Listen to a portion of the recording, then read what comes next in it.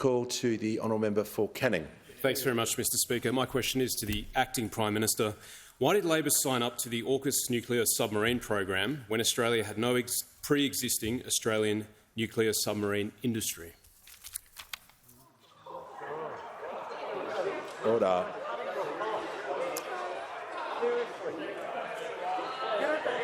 Order.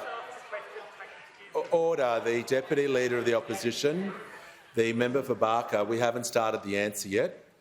So members on my right will cease interjecting. Members on my left will join them so we can hear the Acting Prime Minister.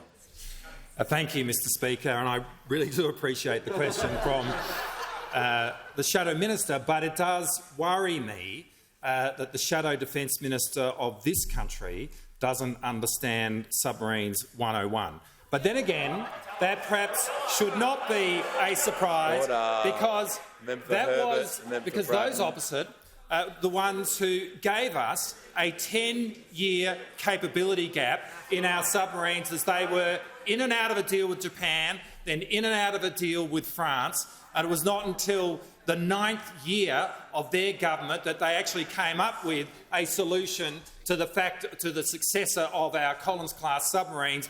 And really, they've only succeeded in that solution by virtue of the fact that they were elected out of office a few months later, and Labor has been the ones who've been able to deliver it.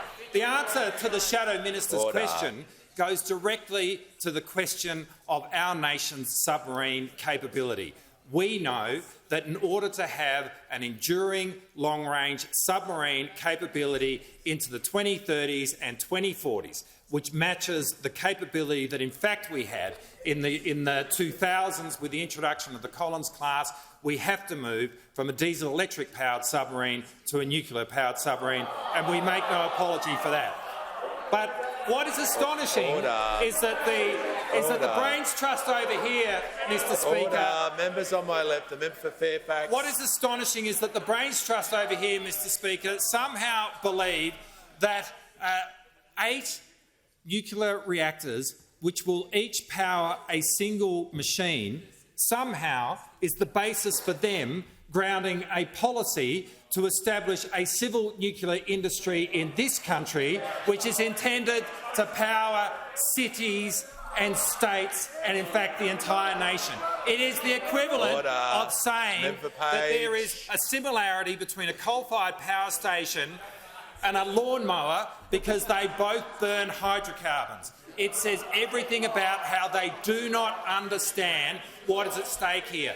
The simple fact is this. If this country moves down the path of a civil nuclear industry under this Leader of the Opposition, this country will be embracing the most expensive form of energy, the most expensive form of electricity. And no amount of these questions can escape that fact. $1,200 per household extra. That's what we're talking about. And we're talking about it in 20 years' time. And in 20 years' time, we're only talking about 4% of the electricity grid.